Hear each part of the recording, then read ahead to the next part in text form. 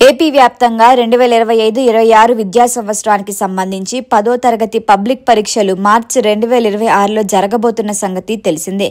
ఈ మేరకు ఇప్పటికే విద్యాశాఖ షెడ్యూల్ ని కూడా విడుదల చేసింది.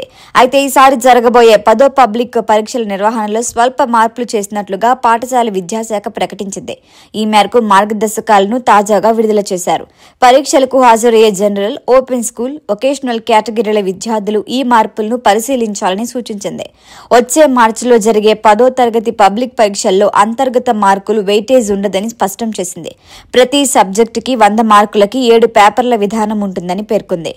1వ భాష, 2వ భాష, 3వ భాష పేపర్లు, గణితం, సోషల్ స్టడీస్ సబ్జెక్టులకి ఒక్కొక్క పేపర్ ఉంటుందని, ప్రతి పేపర్ 100 మార్కులకు ఉంటుందని స్పష్టం చేసింది.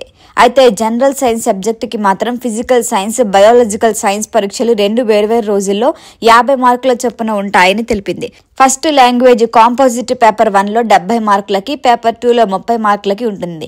ఈ మేరకు పరీక్షల్లో మార్పులు చేసినట్లుగా పాఠశాల విద్యాశాఖ తన ప్రకటనలో తెలిపింది.